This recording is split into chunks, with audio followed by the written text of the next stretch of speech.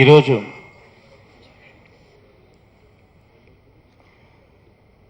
ప్రత్యేక హోదా మీద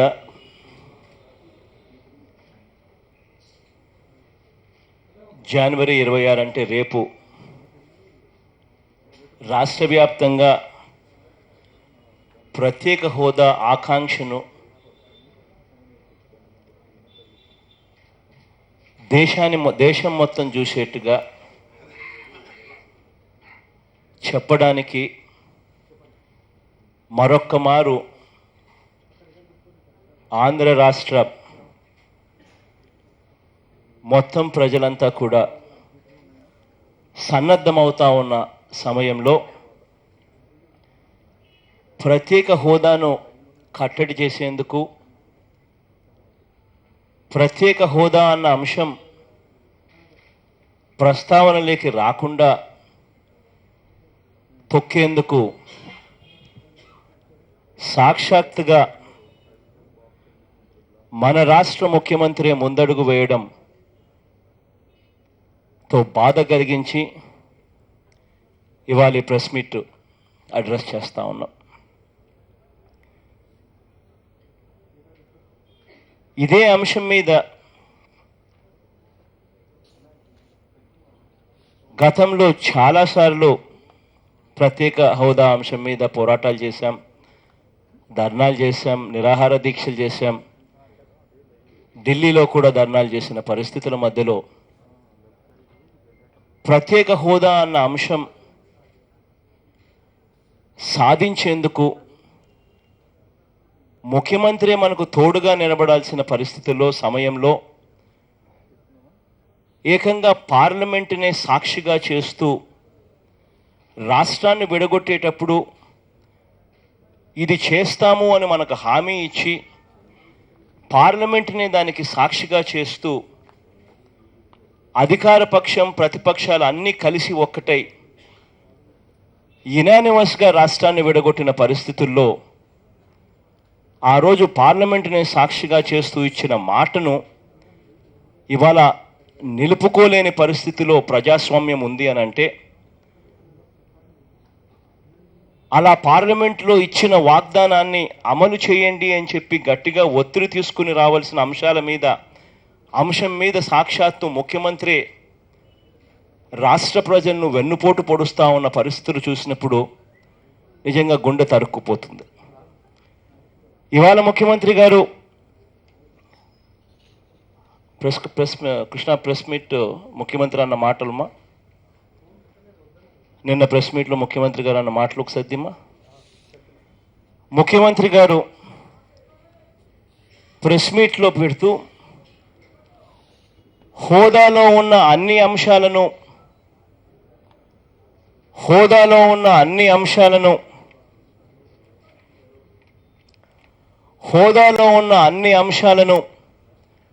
ప్యాకేజీలోకి వచ్చాయి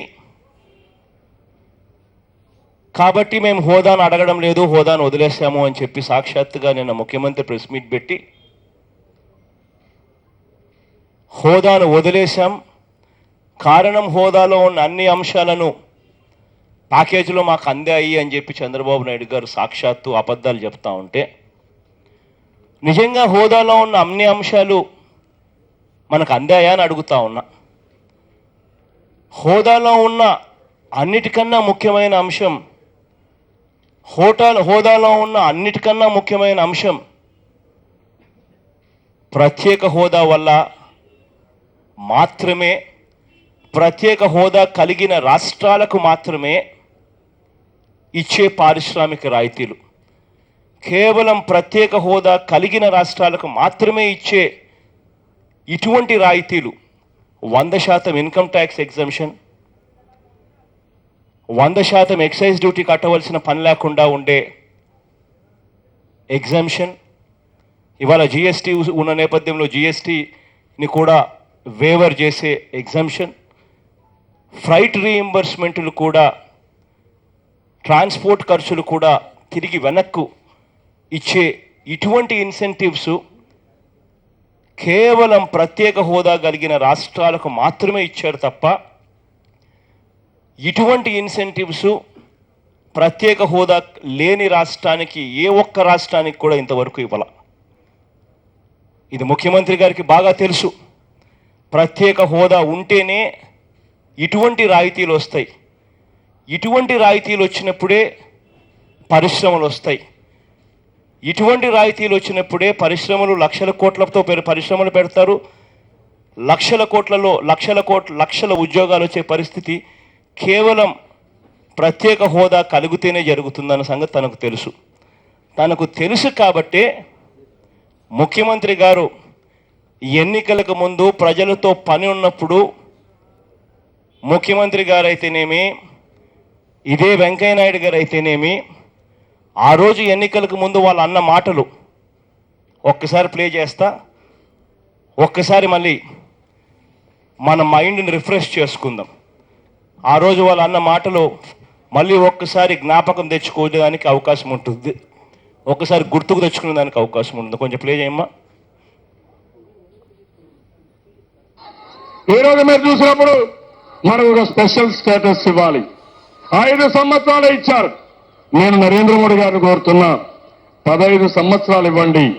5 సంవత్సరాల్లో ఇండస్ట్రీ రావాలంటే 2-3 ఏళ్ళు అవుతుంది. అది ప్రారంభమయ్యే లోపల ఆ స్టేటస్ పోతే మళ్ళీ అభివృద్ధి ఆగిపోతుంది. అందుకని కనీసం 15 సంవత్సరాలు స్పెషల్ స్టేటస్ ఇమ్మని చెప్పి వారిని కోరుతున్నా. వెంకయ్య నాయుడు గారైనా కూడా ఇంచుమించు ఇదే మాదిరిగానే వెంకయ్య నాయుడు స్టేట్మెంట్ కూడా పార్లమెంట్లో వాళ్ళు మాట్లాడుతూ ఉన్నప్పుడు వెంకయ్య నాయుడు అడిగినప్పుడు మాటలు కూడా ఇవే, కొంచెం ఇంచుమించుగా ఇటువంటి మాటలే. మరి ఇదే ముఖ్యమంత్రి గారికి ఆ రోజు తనంతటి తానే తన నోట్లో నుంచి వచ్చిన మాటలు, ఇండస్ట్రీ కట్టడానికే 2-3 సంవత్సరాలు పడుతుంది, మీరు 5 ఏళ్ళే ప్రత్యేక హోదా ఇస్తామంటున్నారు, 2-3 ఏళ్ళు ఇండస్ట్రీ కట్టడానికే పడుతుంది, ఇది కట్టే లోపలనే ఈ ప్రత్యేక హోదా ఆగిపోతే, 5 ఏళ్ళకే ప్రత్యేక హోదా ఆగిపోతే అభివృద్ధి ఆగిపోతుంది, అందుకని 5 ఏళ్ళు సరిపోవు, 15 ఏళ్ళు కావాలని ఆ రోజు ముఖ్యమంత్రి అన్న మాటలు.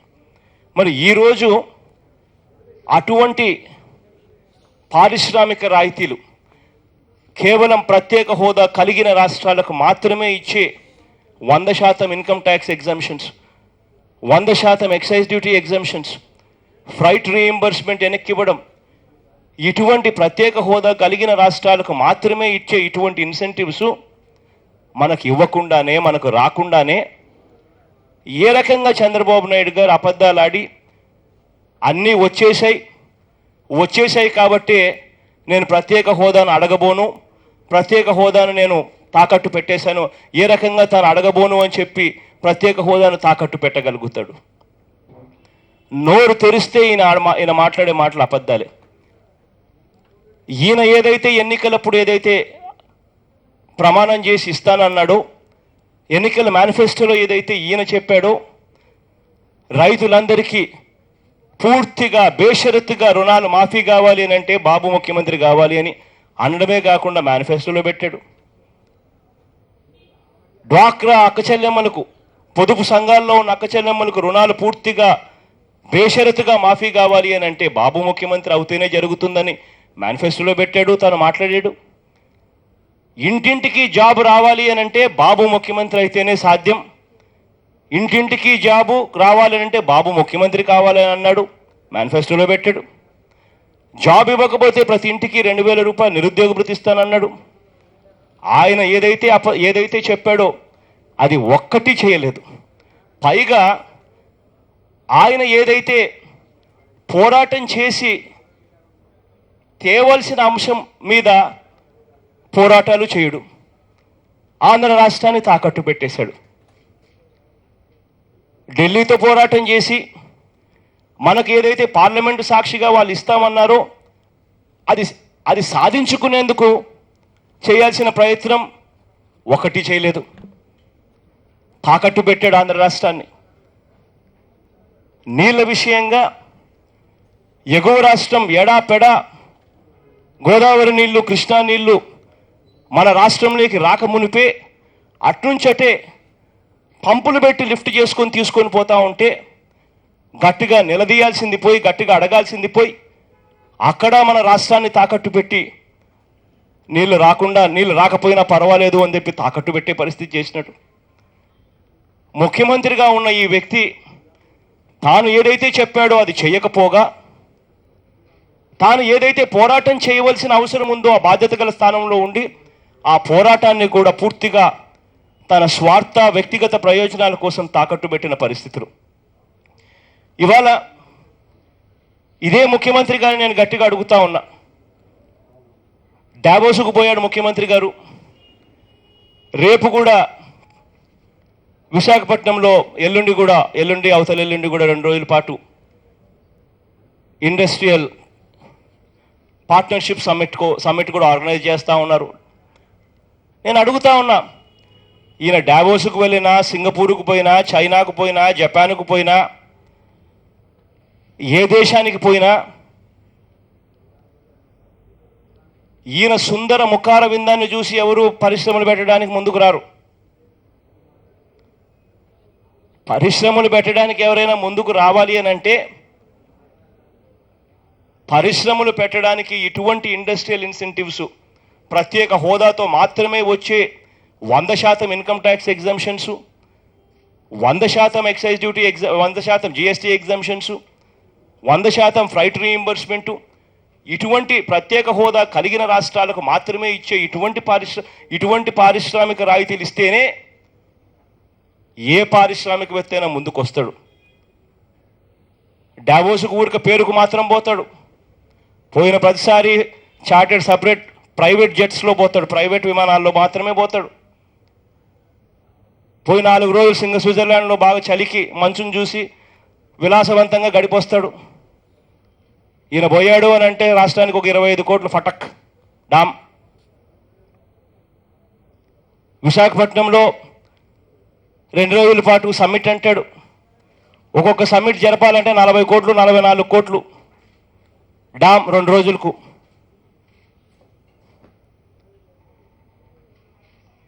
ఈవెంట్ మేనేజ్మెంట్ చేస్తూ చంద్రబాబు నాయుడు గారు అబద్ధాలతో మభ్యపెట్టే కార్యక్రమం. 12 రోజుల పాటు పుష్కరాలు జరుపుతారు. 1600 కోట్లు ఫట్. కృష్ణా పుష్కరాలు, గోదావరి పుష్కరాలు, 12 రోజుల పాటు పుష్కరాలు, 1600 కోట్లు ఫట్. రాజధానికి ఫౌండేషన్ స్టోన్ వేస్తానంటాడు. ఒక్కరోజు పండుగ, ఒక్కరోజు ఫెస్టివల్, ఒక్కరోజు అకేషన్ అంటాడు, 400 కోట్లు ఫట్. టెంపరీ సెక్రటేరియట్ 6 లక్షల ఎస్ఎఫ్టీకి 650 కోట్లు ఫట్. ఏదైనా టెంపరీ అంటాడు. ఎక్కడికి పోయినా ప్రైవేట్ విమానాల్లోనే పోతాడు. టెంపరీ సెక్రటేరియట్లు అంటారు, టెంపరీ ఆఫీసుల రిపేర్లు, టెంపరీ ఇళ్ళ రిపేర్లు. వందల వేల కోట్ల రూపాయలు ఈ ఈవెంట్ మేనేజ్మెంట్లతో దోచుకోవడం, నామినేషన్ పద్ధతుల్లో వర్కులు ఇవ్వడం, టెండర్లు లేకుండా పిలవడం, నచ్చినోనికి ఇవ్వడం, వాళ్ళతో కమిషన్లు మాట్లాడుకోవడం. పోలవరం దగ్గర నుంచి కాంట్రాక్టర్ల దాకా స్కాములే, కాంట్రాక్టర్ల దగ్గర నుంచి బొగ్గు దాకా స్కాములే, బొగ్గు నుంచి ఇసుక దాకా స్కాములే, ఇసుక నుంచి రాజధాని భూముల దాకా స్కాములే, చివరికి గుడి భూములను కూడా వదలకుండా స్కాములే. చేసిన ఈ స్కాముల్లో నుంచి బయటపడేందుకు, ఎంక్వైరీలు తన మీద జరగకుండా జాగ్రత్త పడేందుకు ఢిల్లీని క్వశ్చన్ చేసే అవసరం ఉన్నా కూడా క్వశ్చన్ చేసే కార్యక్రమం ఉండదు. రాష్ట్ర ప్రయోజనాలను తాకట్టు పెట్టే పరిస్థితి. కేవలం తాను చేసిన ఈ 3 ఏళ్ల వ్యవధిలో తాను చేసిన స్కాముల మీద ఎంక్వైరీలు జరగకుండా ఉండేందుకు జాగ్రత్త పడడం. అడ్డగోలుగా బ్లాక్ మనీతో అడ్డగోలుగా దొరికిపోయి సూట్ కేసుల్లో బ్లాక్ మనీ పెట్టి నల్లధనం ఇస్తూ, క్యాష్ ఇస్తూ, అడ్డగోలుగా ఆడియో టేపులు, వీడియో టేపులతో దొరికిపోయినా బహుశా దేశంలో ఇది ఎక్కడ జరగదేమో, బహుశా ప్రపంచంలో కూడా ఎక్కడ జరగదేమో. అడ్డగోలుగా ఒక ముఖ్యమంత్రి నల్లధనాన్ని ఇస్తూ ఆడియో టేపులు, వీడియో టేపులతో దొరికిపోయినా ఆ మనిషికి జైలుకు పోకుండా తన పదవికి రాజీనామా చేయకుండా ఉండే పరిస్థితి ఒక్క మన రాష్ట్ర ముఖ్యమంత్రికి మాత్రమే జరుగుతుందనంటే ఏ లెవెల్లో ఈయన రాజీ పడి తన సొంత ప్రయోజనాల కోసం రాష్ట్రాన్ని తాకట్టు పెడతా ఉన్నాడని చెప్పడానికి నిదర్శనం. చంద్రబాబు నాయుడు గారు ముఖ్యమంత్రి అయిన తర్వాత socio economic survey, this is socio economic survey 2014-15లో రాష్ట్రానికి సంబంధించిన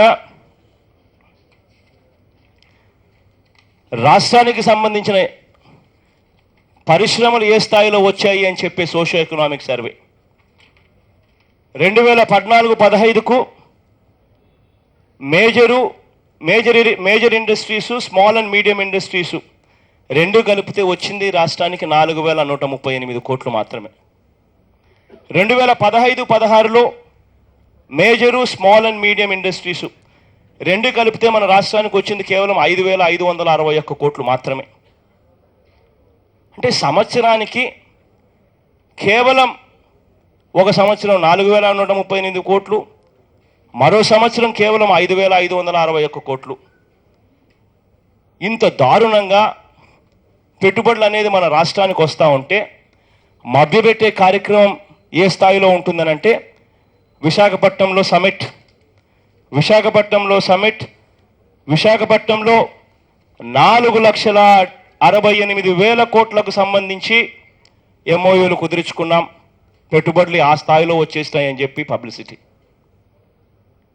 4,68,000 కోట్ల రూపాయల పెట్టుబడులు తాను ముఖ్యమంత్రి గారు ఏదైతే వచ్చాయి అని ఏదైతే చెప్తా ఉన్నారో దాంట్లో గత సంవత్సరం చేసిన 40 కోట్ల రూపాయలు ఖర్చు చేసి విశాఖపట్నంలో సమిట్ పెట్టిన దాంట్లో ఎంత పెట్టుబడులు వచ్చాయని చెప్పి చూస్తే సాక్షాత్తు చంద్రబాబు నాయుడు గారి ప్రభుత్వమే 24 ఒప్పందాలకు చెందిన 1450 మొత్తంగా వివిధ కంపెనీల నుంచి 4,67,537 కోట్లు విలువైన పెట్టుబడులకు సంబంధించి 328 అవగాహన ఒప్పందాలు జరిగాయని ప్రభుత్వం ఆర్భాటంగా ప్రకటించింది. 24 ఒప్పందాలకు చెందిన 1,452 కోట్ల పెట్టుబడులు గల యూనిట్లు ఉత్పత్తిలోకి వచ్చినట్లు గత నెల జిల్లా కలెక్టర్ల సదస్సులో రాష్ట్ర ప్రభుత్వం ప్రకటించింది. మరో 5 ఒప్పందాలకు చెందిన 1,514 కోట్ల పెట్టుబడులు కూడిన యూనిట్లు ప్రయోగాత్మక ఉత్పత్తి చేసినట్లు తెలిపారు. అంటే కేవలం రెండు కలిపినా కూడా దాదాపుగా 3-4 వేల కోట్లు కూడా కనపడ్డంలా. సంవత్సరానికి దానికి ముందు సంవత్సరం ఎంత వచ్చినాయి పరిశ్రమలు అని అంటే 2014-15లో సోషియో ఎకనామిక్ సర్వే రిపోర్ట్సే 4,000 కోట్లు ఒక సంవత్సరం, 5,500 కోట్లు 2015-16లో వచ్చినాయి. మరి ఇంత దారుణంగా పరిస్థితులు ఉన్నాయి రాష్ట్రంలో. ఇంకా ఎంత దారుణంగా పరిస్థితులు ఉన్నాయి అని అంటే మొన్న ఈ మధ్య కాలంలోనే KPMG రిపోర్ట్ ఇచ్చింది. రాష్ట్ర ప్రభుత్వానికి రిపోర్ట్ సబ్మిట్ చేసింది. KPMG ఇచ్చిన రిపోర్ట్ ప్రకారమే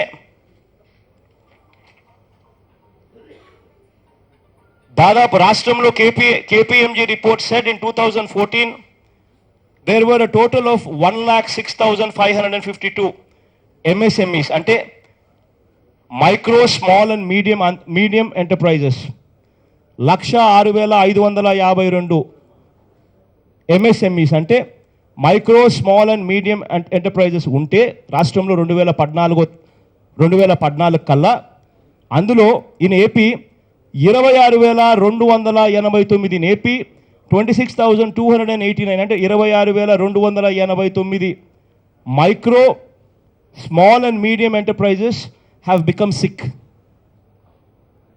And the report said 24% out of the total registered units in 2014 in AP were classified as sick. Dadapuga, the report was presented by the Industries Department in the recent collectors conference. The sick units are such as oxygen plants, fabrics, cotton mills, rice mills, ferroalloys, jute mills and others. Sick. 24% of the companies ఉన్న కంపెనీలు sick అయ్యే పరిస్థితులు. Sick కావడానికి కారణాలు వాళ్ళ report ఇచ్చిన ప్రకారమే. వాళ్ళు ఇచ్చిన 6 కారణాలలో 2 కారణాలు సిగ్గుతో ఈయన తలంచుకోవాల్సిందే. అందులో ఏంటంటే high power tariffs one of the కారణం, రెండోది అన్ఫేవరబుల్ గవర్నమెంట్ పాలసీస్. వాళ్ళు ఇచ్చిన 6లో ఈ 2 కారణాలు వాళ్ళే చంద్రబాబు నాయుడు గారు తల దించుకోవాల్సిన అంశం. ఇంత దారుణంగా ఉంటే 4,78,000 కోట్లు మేము ఎంఓయూలు చేసుకున్నాం. విశాఖపట్నంలో 4,68,078 కోట్లు ఎంఓయూలు చేసుకున్నాం. బ్రహ్మాండంగా పట్టుబడులు వస్తూ ఉన్నాయని చెప్పి నోరు తెరిస్తే అబద్ధాలు. ఒక్కొక్క ఈవెంట్ చేయడానికి 40 కోట్లు 44 కోట్ల రూపాయలు ఖర్చు. చివరికి 27, 28వ తేదీ జరగబోయే ఈవెంటు ఈ పార్ట్నర్షిప్ సమ్మిట్ విశాఖపట్నంలో ఇంకా జరగలేదు, ఇంకా మొదలే పెట్టలేదు. మొదలు పెట్టకముందే వీళ్ళంతటి వీళ్ళే ఇచ్చిన లీకులు. ఇండియన్ ఎక్స్ప్రెస్ 8 లక్షల కోట్లకు సంబంధించిన ఎంఓయూలు చేయబోతున్నారంట.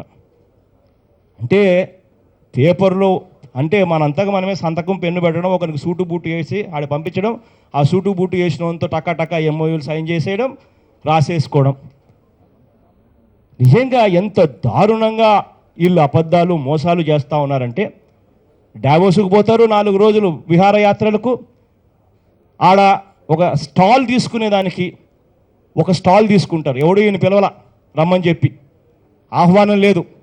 ఈయనంతకి ఈయన 7 కోట్ల రూపాయలు 6.92 కోట్లు డబ్బు పెట్టి ఈయనంతకి ఈయన ఒక స్టాల్ తీసుకుంటాడు. స్టాల్ తీసుకొని అక్కడ కుర్చీలు వేసి మన డాబాల దగ్గరికి మనం పోతే ఎక్కడైనా హైవే మీద పోతా ఉంటే డాబాల్లో బయట నిలబడి ఉంటారు. రాండి సార్ మా డాబాలోకి రండి, భోజనం చేసుకోండి.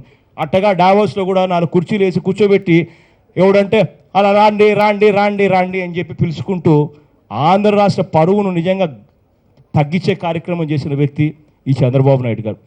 చంద్రబాబు నాయుడు గారికి నేను ఇవాళ గట్టిగా చెప్తా ఉన్నా, డావోస్కు పోవాల్సిన పనుల, సింగపూర్కు పోవాల్సిన పనుల, చైనాకు పోవాల్సిన పనుల, జపాన్ తిరగవలసిన పనుల, మీ విహారయాత్రలకు ఇవన్నీ తిరగాల్సిన పనుల, తిరిగి దానికి ఇండస్ట్రీస్ అని చెప్పి చెప్పవలసిన పనుల, చేయాల్సిందల్లా సిన్సియర్గా నిజాయితీగా నువ్వు ముఖ్యమంత్రిగా నువ్వు చేయాల్సిన పని నిజాయితీగా చెయ్యి. నువ్వు ఇచ్చిన మాటలన్నీ నువ్వేదైతే చేస్తానని చెప్పావో ఎన్నికలప్పుడు అవన్నీ ఎలాగో మోసం చేసావు. కనీసం ముఖ్యమంత్రి హోదాలో నువ్వు ఉన్నావు కాబట్టి నువ్వు చేయాల్సిన పోరాటం అన్న నిజాయితీగా చెయ్యి. నువ్వు చేయాల్సిన పోరాటం అన్న నిజాయితీగా చేసి పోయి ఎక్కడ దేశాలు తిరగాల్సిన పనుల పోయి మోడీ గారి దగ్గరికి వెళ్ళి మోడీ గారి సమక్షంలోనే మోడీ గారు కూడా చెప్పారు ప్రత్యేక హోదా ఇస్తామని చెప్పి. ఆ రోజు చంద్రబాబు నాయుడు గారు వీళ్ళంతా కలిసికట్టుగా ఓటేసినారు. రాష్ట్రాన్ని విడగొట్టేటప్పుడు ఇచ్చిన మాట, ఆ మాట ఖచ్చితంగా నెరవేర్చండి అని చెప్పి ఢిల్లీకి వెళ్ళి కూర్చోండి.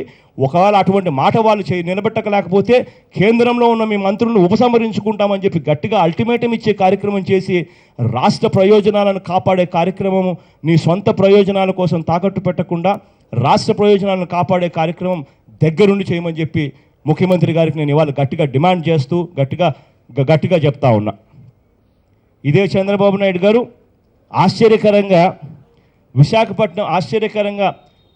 క్యాండిల్ ర్యాలీ జరుపుతూ ఉంటే రాష్ట్ర వ్యాప్తంగా ప్రతి జిల్లా కేంద్రంలో కూడా యువత ముందుకొచ్చి క్యాండిల్ ర్యాలీ అన్నది ప్రశాంతంగా ఎటువంటి గొడవలకు తావు ఇవ్వకుండా ప్రశాంత వాతావరణంలో ప్రశాంతంగా క్యాండిళ్ళు పెట్టుకొని క్యాండిళ్ళు వెలిగించి క్యాండిల్తో రాష్ట్ర ప్రయోజనాలు, రాష్ట్రానికి మంచి జరుగుతుంది, ఉద్యోగాలు వస్తాయి, మంచి జరుగుతుంది అని చెప్పి ప్రజలంతా రాష్ట్ర వ్యాప్తంగా జిల్లా హెడ్ క్వార్టర్స్లో క్యాండిల్ ర్యాలీ జరుపుకునే కార్యక్రమం చేస్తూ ఉంటే దగ్గరుండి విశాఖపట్నంలో, విజయవాడలో, తిరుపతిలో జరపకూడదట, మిగిలిన చోట్ల కూడా జరపకోకుండా చర్యలు తీసుకుంటారట. ఏమండి, ఎందుకు జరపకూడదు? నువ్వు పోరాటం చేయాల్సింది నువ్వు పోరాటం చేయకపోగా ప్రజలందరూ ముందుకొచ్చి మాకు ప్రత్యేక హోదా కావాలి అని చెప్పి ముందుకొచ్చి ప్రజలందరూ కూడా అడుగుతూ ఉంటే అది కూడా నువ్వు ఓర్చుకోలేవా? అది కూడా ఆశ్చర్యం. ఎక్కడైనా కూడా 144 సెక్షన్ అనేది, సెక్షన్ 30 అనేది ఎప్పుడు పెడతారు? ఏదైనా జరిగితే అప్పుడు నువ్వు 144 సెక్షన్ పెడతావు, ఏదైనా జరిగితే అప్పుడు నువ్వు 30 పెడతావు. కానీ ఇక్కడ ఆశ్చర్యంగా ఉంది, ఏమీ జరగల. జరగక మునిపే ఈ సెక్షన్లు ఉన్నాయి కాబట్టి నీకు పార్టిసిపేషన్ చేయకూడదు, మేము వీడియో కెమెరాలు పెడతాము, ఎవడన్నా పార్టిసిపేట్ చేస్తే మిమ్మల్ని అంతు చూస్తాను అని చెప్పి సాక్షాత్తు ముఖ్యమంత్రి గారు చెప్పడం ఏంది, ముఖ్యమంత్రి గారు ఆధ్వర్యంలో ఉన్న డీజీపీ చెప్పడం ఏంది? డీజీపీ ఎవరు అసలు? ముఖ్యమంత్రి ఏం చెప్తే డీజీపీ అది చేసేవాడు.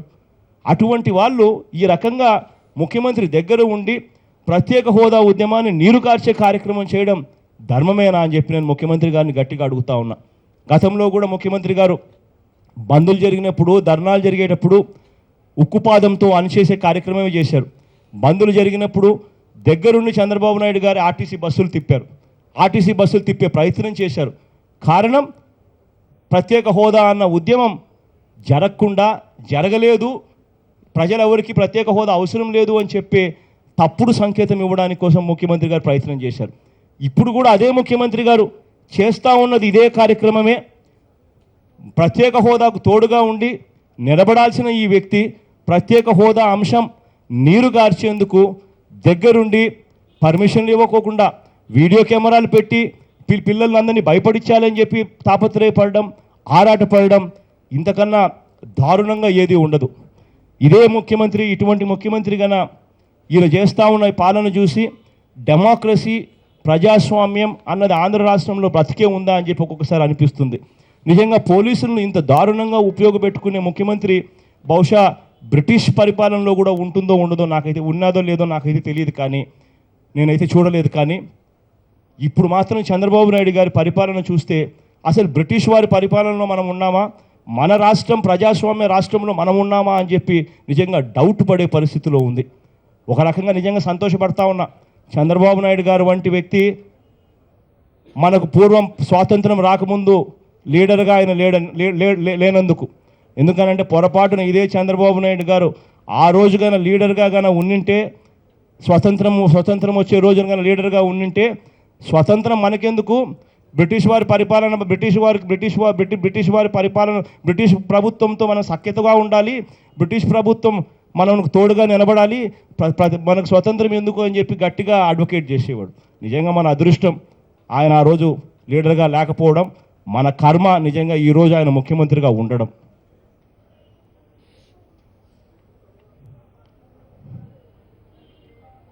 మరి దారుణంగా యువకులు ఎవరైనా యువబేరీ లాంటి మీటింగులకు అటెండ్ అయినా కూడా పీడీ కేసులు పెట్టండి అని చెప్పి చంద్రబాబు నాయుడు గారు నోట్లో నుంచి సాక్షాత్తు చెప్పడం అంటే, అసలు పీడీ కేసు అంటే ఏమిటో చంద్రబాబు నాయుడు గారికి తెలుసా అని అడుగుతా ఉన్నా. నిజంగా హక్కు కోసం పోరాడే పిల్లలు, వాళ్ళ ఉద్యోగాల కోసం ఆరాటపడే ఈ పిల్లలు, వాళ్ళు ఏదైనా ఉద్యమమో లేకపోతే యువబేరీ కార్యక్రమాలు అటెండ్ అయితే వాళ్ళ మీద పీడీ కేసులు పెట్టమని దగ్గరున్న ముఖ్యమంత్రి గారు చెప్తారు. ఇదే ముఖ్యమంత్రి గారిని, ఇటువంటి ముఖ్యమంత్రిని, ఇటువంటి రాష్ట్ర ప్రయోజనాలను తాకట్టు పెడుతూ తన సొంత ప్రయోజనాల కోసం రాష్ట్రాన్ని అమ్మేసే ఇటువంటి ముఖ్యమంత్రి మీద టాడా కేసు పెట్టకూడదా అని చెప్పి నేను గట్టిగా అడుగుతా ఉన్నా. అసలు ఈ మనిషిని ఫస్ట్ బొక్కలో పెట్టాలి, పిల్లల్ని కాదు పెట్టాల్సింది. రాష్ట్ర ప్రయోజనాలను సొంత ప్రయోజనాల కోసం తాకట్టు పెడతా ఉన్న ఇటువంటి వ్యక్తిని ఫస్ట్ తీసుకొని పోయి జైల్లో పెట్టాలి. ఇవాళ ఇదే చంద్రబాబు నాయుడు గారికి నేను చెప్తా ఉన్నా, ఎట్టి పరిస్థితుల్లోనూ ప్రజాస్వామ్యంలో ఉన్నాం, ప్రజాస్వామ్య విలువలను కాపాడే కార్యక్రమం చేతనైతే చేయండి. ప్రజాస్వామ్యంలో క్యాండిల్ లైట్స్ ర్యాలీ అనేది రాష్ట్ర వ్యాప్తంగా జరుగుతూ ఉంది. ప్రతి ఒక్కరూ ముందుకొచ్చి పార్టిసిపేట్ చేసే కార్యక్రమం చేస్తూ ఉన్నారు. ప్రత్యేక హోదా అన్నది నిజంగా మా రైటు.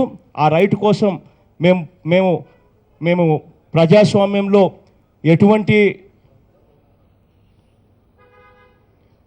ఎటువంటి అవాంఛనీయ సంఘటనలు కూడా తావు లేకుండా శాంతియుతంగా క్యాండిల్ లైట్ ర్యాలీ చేస్తూ ఉన్నాం. చంద్రబాబు నాయుడు గారికి గట్టిగా మరొకసారి డిమాండ్ చేస్తూ ఉన్నాం, ప్రశాంతంగా జరిగించండి. ఇన్ఫ్యాక్ట్ చంద్రబాబు నాయుడు గారికి ఇంకొకటి కూడా చెప్తా ఉన్నాం, విశాఖపట్నంలో జరిగే ర్యాలీలకి, ఇప్పుడు క్యాండిల్ లైట్ ర్యాలీకి నేను కూడా పార్టిసిపేట్ చేస్తానని కూడా చంద్రబాబు నాయుడు గారికి ఈ సందర్భంగా కూడా చెప్తా ఉన్నా. అరెస్ట్ చేస్తాము, ఇంకొకటి చేస్తాము అని అంటే మీ ఇష్టానికే విడిచిపెడుతున్నాను. నేను విశాఖపట్నం రేపు సాయంత్రం బయలుదేరి నేనే విశాఖపట్నంకు పోతాను. నేను కూడా విశాఖపట్నం ర్యాలీలో, క్యాండిల్ లైట్ ర్యాలీలో నేను కూడా పార్టిసిపేట్ చేస్తానని చెప్పి కూడా గట్టిగా చంద్రబాబు నాయుడు గారికి ఇవాళ గట్టిగా కూడా చెప్తా ఉన్నాను. నిజంగా అరెస్ట్ చేస్తాము అని అంటే చేయండి. ప్రజాస్వామ్యంలో ఉన్నాం. ప్రతిపక్ష నాయకుడు ప్రజాస్వామ్యబద్ధంగా శాంతియుతంగా క్యాండిల్ లైట్ ర్యాలీలో పార్టిసిపేట్ చేయడానికి పోతూ ఉంటే క్యాండిల్ లైట్ ర్యాలీలో పార్టిసిపేట్ చేయడానికి పోతూ ఉంటే మీరు దాన్ని ప్రత్యేక హోదాను కాలరాస్తూ అరెస్టు చేయాలని చెప్పి మీరు నిర్ణయం తీసుకుంటే అది మీ వ్యక్తిగత నిర్ణయానికి నేను వదిలేస్తున్నాను. నేనైతే అక్కడికి పోతున్నాను, ఖచ్చితంగా పార్టిసిపేట్ అయితే చేస్తున్నాను అని చెప్పి గట్టిగా చంద్రబాబు నాయుడు గారికి గట్టిగా కూడా చెప్తాను.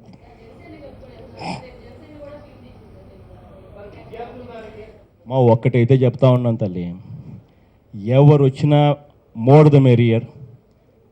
ఇన్ఫ్యాక్ట్ నేను చంద్రబాబు నాయుడు గారికే చెప్తా ఉన్నా, జ్ఞానోదయం పొందు. అబద్ధాలు చెప్పడం, మోసం చేయడం ముఖ్యమంత్రి హోదాలో ఉన్న వ్యక్తికి కరెక్ట్ పని కాదు. జ్ఞానోదయం చెందండి. చంద్రబాబు నాయుడు గారిని కూడా క్యాండిల్ లైట్ ర్యాలీకి పార్టిసిపేట్ చేయమని చెప్తా ఉన్నా. చంద్రబాబు నాయుడు గారిని కూడా రమ్మని చెప్తా ఉన్నాం. వచ్చి చంద్రబాబు నాయుడు గారు కూడా తన స్టాండ్ మార్చుకొని జ్ఞానోదయం చెంది రాష్ట్ర ప్రయోజనాల కోసం తోడుగా నిలబడండి అని చెప్పి చంద్రబాబు నాయుడు గారిని కూడా గట్టిగా అడుగుతా ఉన్నాం. ఎవరు వచ్చినా ఎక్కడ ప్రత్యేక హోదా కార్యక్రమంలో భాగంగా ఎక్కడ ఏ కార్యక్రమం జరిగినా మనస్ఫూర్తిగా ఆహ్వానిస్తూ ఉన్నాం. మనస్ఫూర్తిగా దానికి మద్దతు పలికే కార్యక్రమం కూడా చేస్తూ ఉన్నాం. అందరినీ కూడా తోడుగా రమ్మని చెప్పి కూడా అందరినీ కూడా రిక్వెస్ట్ చేస్తూ ఉన్నాం. నిజంగా అందరం కలిసికట్టుగా ఒక్కటైతేనే మనం సాధించుకునే కార్యక్రమం సునాయాసంగా సాధించుకోగలుగుతాం. నేను ఇంకొకటి కూడా గట్టిగా చెప్తా ఉన్నా, రాబోయే రోజుల్లో చంద్రబాబు నాయుడు గారికి ఇంకోటి కూడా గట్టిగా చెప్తా ఉన్నాం. రాబోయే రోజుల్లో చంద్రబాబు నాయుడు గారిని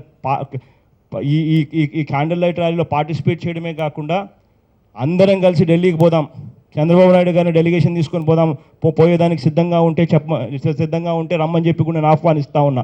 నేను కూడా చంద్రబాబు నాయుడు గారితో వస్తా. రావడమే కాకుండా అక్కడ కానీ ఢిల్లీ వాళ్ళు కానీ ఒప్పుకోకపోతే చంద్రబాబు నాయుడు గారిని గట్టిగా చెప్తా ఉన్నాం, తన మంత్రులను కేంద్రంలో ఉన్న తన మంత్రులను ఉపసంహరించుకోమని చెప్పండి. అందరి ఎంపీల చేత రాజీనామా చేయిద్దాం. రాజీనామా చేయించి రాష్ట్రంలో ఉన్న మొత్తం 25 సీట్లకు ఎంపీ సీట్లకు దేశం మొత్తం చూసేట్టుగా ఎలక్షన్స్కి పోదామని చెప్పి కూడా గట్టిగా చంద్రబాబు నాయుడు గారికి చెప్తా ఉన్నా. చంద్రబాబు నాయుడు గారు ఒకవేళ వినకపోయినా, చంద్రబాబు నాయుడు గారు సహకరించకపోయినా ఇది ఆగదు. 3 ఏళ్ళు టైం ఇస్తాం. మే ఎండ్కు జూన్ కల్లా 3 సంవత్సరాలు అయిపోతుంది. ఎవరు కూడా తర్వాత మాకు తక్కువ టైం ఇచ్చినారు, మాకు సరైన టైం మాకు ఇవ్వలేదు అన్న మాట ఎవరి నోట్లో నుంచి కూడా రాదు. 3 ఏళ్ళు టైం ఇస్తున్నాం. మొత్తం మీద 3 ఏళ్ళు, మొత్తం మీద కేంద్రానికి రాష్ట్రానికి ఇద్దరికీ కూడా 3 సంవత్సరాలు టైం ఇస్తూ ఉన్నాం. జూన్లో జరిగే ఏ పార్లమెంట్ సమావేశమో నాకు తెలియదు, కానీ బడ్జెట్ జరుగుతుందో, బడ్జెట్ తర్వాత దాని మధ్యలో ఉన్న దాన్ని వర్షాకాలం అంటారో లేకపోతే దాన్ని ఆటమ్ అంటారో ఏం సమావేశం అంటారో, కానీ ఆ సమావేశంలో బడ్జెట్ సమావేశంలో గట్టిగా ఒత్తిడి తీసుకొచ్చి డిమాండ్ లైవ్గా పెడతాం. నెక్స్ట్ సమావేశాలు 3వ సంవత్సరం అయిపోయిన మొట్టమొదటి సమావేశంలో మొత్తం వైఎస్ఆర్ కాంగ్రెస్ పార్టీలో ఉన్న ప్రతి ఎంపీ రాజీనామా కూడా చేస్తాడు. చేసి రాష్ట్రం మొత్తం దేశం మొత్తం చూసేట్టుగా అక్కడ బై ఎలక్షన్లకు పోతాం. పోయి దేశంలో అసలు ఎందుకు బై ఎలక్షన్లు జరుగుతూ ఉన్నాయి, ఎందుకు వీళ్ళంతా రాజీనామా చేసినారు, పార్లమెంట్లో ఇచ్చిన మాట ఏమిటి, పార్లమెంట్లో ఇచ్చిన మన మాట ఎందుకు నెరవేర్చుకోలేకపోయాము అన్నది మొత్తం దేశం మొత్తం ఆలోచన చేయాలి.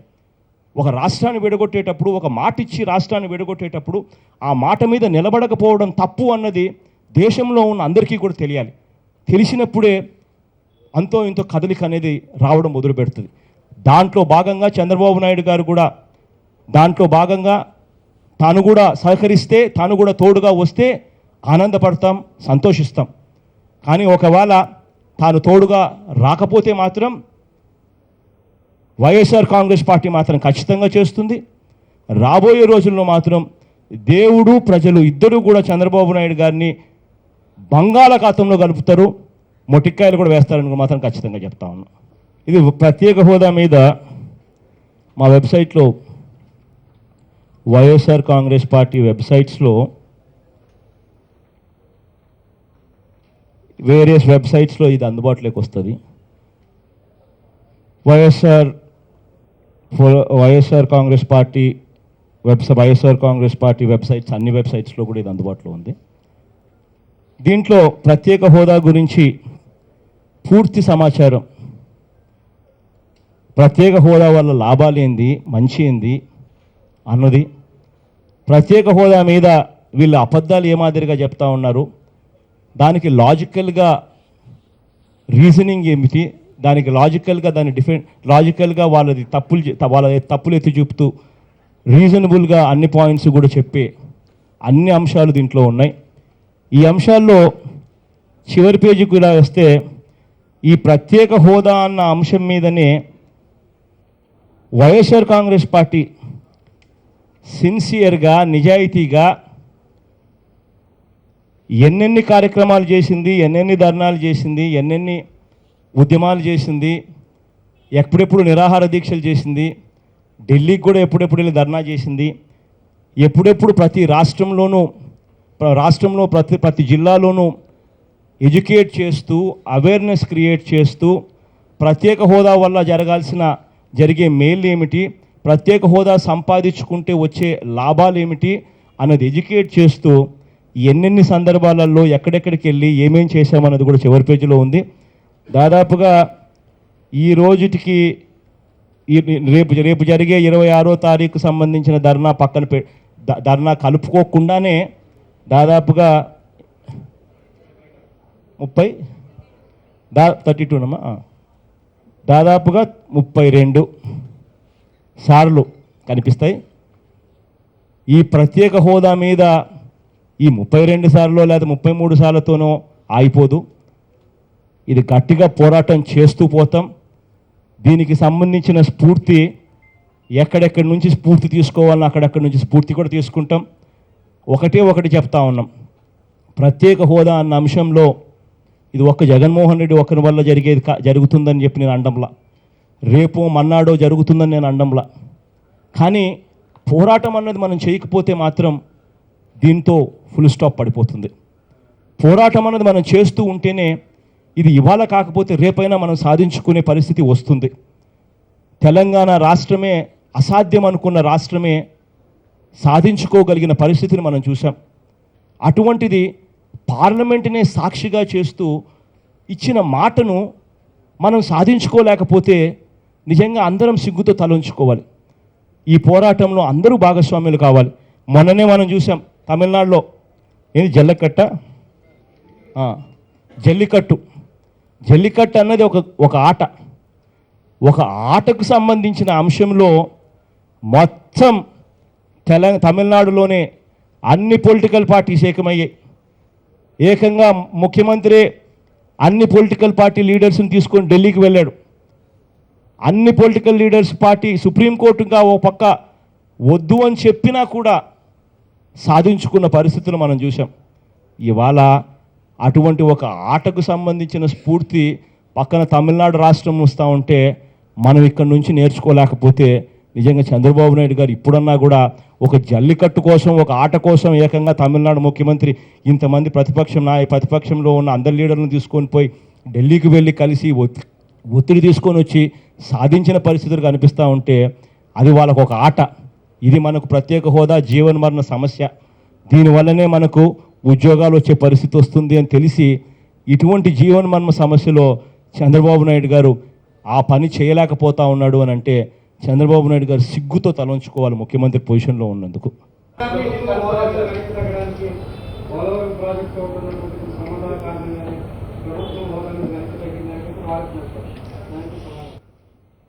వాస్తవమే కదా దుర్గా, పోలవరం ప్రాజెక్ట్ అన్నది అసలు పోలవరంలో ఏపీ రీఆర్గనైజేషన్ యాక్ట్లో పోలవరానికి జాతీయ హోదానిస్తూ కేంద్ర ప్రభుత్వం పోలవరం ప్రాజెక్టును కట్టించే బాధ్యత మాది, మేమే కట్టిస్తామని యాక్ట్లో చెప్పారు. అటువంటప్పుడు అదే పోలవరం ప్రాజెక్టును చంద్రబాబు నాయుడు గారు లేదు నువ్వు కట్టొద్దు, ఆ కాంట్రాక్టర్తో నాకు సంబంధాలు ఉన్నాయి, నాకే ఇచ్చేసేయండి, ఆ వరకు నేనే కడతాను అని చెప్పి ఆ వర్కులు తీసుకున్న మరుసటి రోజే ఎస్టిమేట్లు రేట్లు పెంచి తనకు నచ్చిన కాంట్రాక్టర్లందరినీ నామినేషన్ పద్ధతిలో తీసుకొని వచ్చి నామినేషన్ పద్ధతిలో వాళ్ళకు వర్కులు ఇచ్చి ఆ పెంచిన రేట్లకు వర్కులు ఇచ్చి చంద్రబాబు నాయుడు గారు పూర్తిగా పోలవరం ప్రాజెక్ట్ అన్నదాన్ని జాతీయ ప్రాజెక్టుగా కేంద్రం చేస్తాను అని అన్న ప్రాజెక్టును నీరు గారుస్తూ కాంట్రాక్టర్లతో కుమ్మక్కై రాష్ట్ర ప్రయోజనాలను తాకట్టు పెట్టడం ధర్మమేనా? ప్రత్యేక హోదా అన్నది ఈ పోలవరము ఇటువంటి అన్నీ కాకుండా ఆ రోజు ప్రత్యేక హోదా కూడా ఇస్తామన్నారు. ఈరోజు ప్రత్యేక హోదా వదిలేసి పోలవరం మాత్రమే నేను వర్క్ చేస్తానని చెప్పి చంద్రబాబు నాయుడు గారు చెప్పడమే నాకు ఆశ్చర్యంగా ఉంది. యాక్ట్ ప్రకారం అది మనకు రావాల్సింది. అటువంటిది ఈయన గొప్పగా చేసేది ఏముందో నాకైతే నిజంగా అర్థం కావడం లేదు. వీళ్ళు చెప్పిన ప్రతి అంశం దీంట్లో చాలా డీటెయిల్డ్గా చెప్పాం. దయచేసి ఈ పాంప్లెట్ వైఎస్ఆర్ కాంగ్రెస్ పార్టీకి సంబంధించిన ప్రతి వెబ్సైట్లో దొరుకుతుంది ప్రత్యేక హోదా అన్న అంశం మీద. దయచేసి అందరూ కూడా చదవమని చెప్పి కూడా కోరుతా ఉన్నా. Thank you.